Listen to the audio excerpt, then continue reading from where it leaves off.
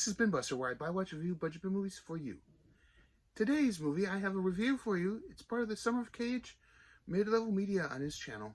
I will put the link right here and down in the description of the Summer of Cage. He's doing Nicolas Cage. Just a terrible, so I just said, hey, I'll talk about some movies that people don't really talk about during this month. And I got one for you. This one I found in the $5 bin at my local Walmart. You guys like this review? Go check it out at your local Walmart. It's worth the wait, and you can see my video of it right there. Anyways, today's movie is Dying of the Light. Veteran CIA agent Evan Lake has been ordered to retire, but when his protege uncovers evidence that Lake's nemesis, a terrorist Ben, has resurfaced, Lake goes rogue, embarking on a perilous intercontinental mission to eliminate his sworn enemy. That's right. Nicolas Cage is a CIA agent on the verge of retirement. They want him to retire because of something. I'll get to that in a moment. But if you notice right here, you'll see that it's from the writer of Taxi Driver and the co-writer of Raging Bull. So just with those two names and them sitting on the back, Academy Award winner Nicolas Cage, should be good. It even co-stars Anton and Yelchin, so it should be good. Let's go and discuss it. Here we go.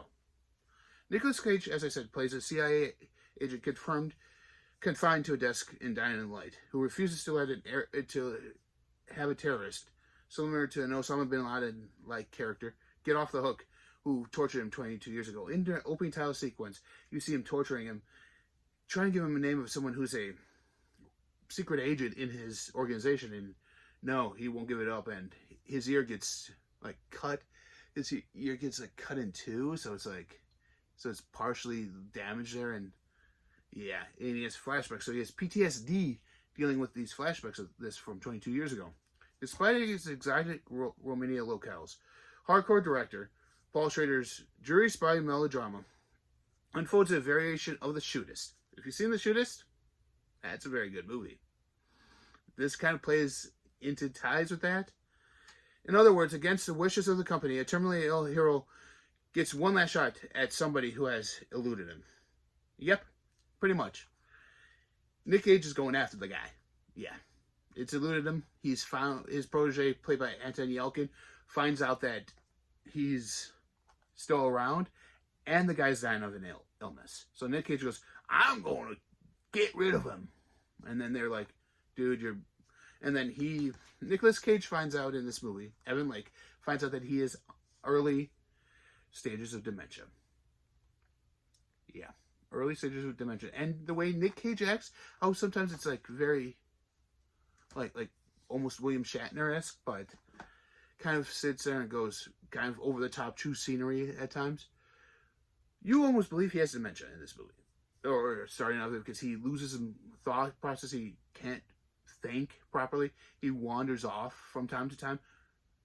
Things that happen with dementia. Yeah. So, like any good 1980s character, Evan Lake suffers an incurable disease that would destroy him. Like I said, it is dementia. The ruining of the mind. It's kind of like Alzheimer's, but not as severe. But it still takes its toll on the mind and the body of the person who does it. Quietly, against the wishes, and they want him to retire, so they force him to retire, he sneaks out of Washington, D.C. and goes to Philadelphia, where a physician diagnoses him with early onset frontal temporal dementia, meaning Evan loses his temper, experiences violent mood swings, and sometimes is afflicted with amnesia. That's the brief point right there. So you need to know this, early on in the movie, so they tell you this. When Lake discovers his own nemesis is alive, or rather than dead, as the CIA has stubbornly maintained for decades, he launches a campaign to try and go get him. But they keep him at the desk. Okay? They learn about his FTD. The CIA want him to retire with honors and put him out to pasture. But he refuses. Why? Because he's Nick Cage. He refuses. He refuses, and then he goes with his protege, who could lose his job in the CIA because of helping him out. But he believes that he's right in doing this. So he just wants to see how loyal he is. So Anton Yelchin plays Martin Schultz, who offers to help him. Milton Schultz arranges for Evan to fly over to Europe under the radar without arousing the company's suspicion. When there, they meet a woman who Nick Cage had a thing with for a few years during this 22-year time. So they go to Romania and they get briefed on this doctor. So they meet this doctor who's curing this terrorist, and then so this terrorist needs this medication that's traceable. Yeah, you heard me, traceable medicine. So that way they could find him. It's a very rare disease, very rare medication that they need. So it is very trackable. So they need it to try and heal him. But it's one of those things that it's like, oh, wait. You would think that, oh, wait, do this. So they talk with the doctor. Nick Cage is about of his dementia. Dresses up as the doctor. Goes into this Middle Eastern country as this doctor. Meets the terrorist. He really sits there, when he meets him, he sits there in the chair. He's talking with him with that doctor. Pretends he needs to go to the bathroom. Says there's an issue with it, so the terrorist helper comes by. He takes him out. He goes back. He sits down. Takes off the beard. Takes off the mustache. Takes off a fake ear. And the terrorist knows that. He goes, oh, it's you. And there's a monologue there. Kind of flashbacks to the beginning scene where he's getting tortured. Nick Cage undoes his belt because in his belt buckle he has a knife. So he's getting ready to stab him. And all of a sudden he has a change of heart. Why? We don't know. He has a change of heart. But then the next morning, Evan and Milt are enjoying poolside. Then all of a sudden they get shot up over there. So Nick Cage follows those guys in a rousing running montage. Gets a guy, drives the guy's own truck to this terrorist, ends up beating him up, killing him. Yeah, the day later. I don't know why you didn't do it the first time, but... And then as he's driving back, his dementia sets in and he kind of runs the car off a cliff and onto incoming traffic, and he kind of dies. So, Nicolas Cage delivers a strong performance in this one. Altogether, if you never see Dining with the Light, you won't be missing anything special, honestly. Even though Nick Cage does do some good work in here. Reportedly, the studio took the film away from Paul Schrader and radically re-edited not only against Schrader's wishes, but against Cage's, as well as another producer. Officially, Schrader, Cage, Yelchin, and Nicholas Winding Refn have disowned this Lionsgate release because this is not the movie they created. There's a movie out there called Dark, starring Nicolas Cage, and that's Schrader's actual vision of this movie.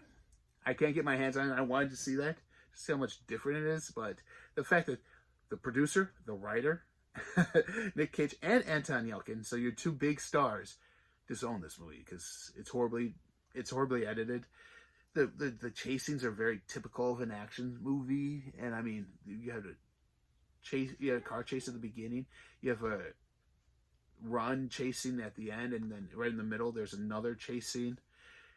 It's kind of the chase scenes are great because they're not on a steady cam, but at times this movie just seems like it's trying to reach for something but doesn't get there, if that makes any sense. The last part shows some choppiness at the end with no conclusion to certain plot points, like why did he go back the second day and kill him back again? What happened to Milton? Is he still with the CIA? We don't know. There's some plot points here that need to be answered.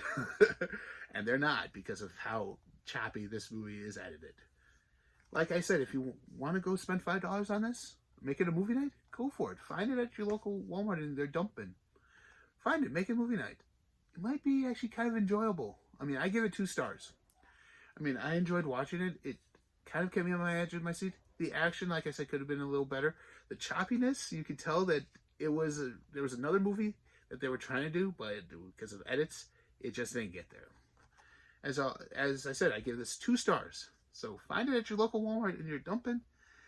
And until next time, make it a movie night with Nicolas Cage. Bye.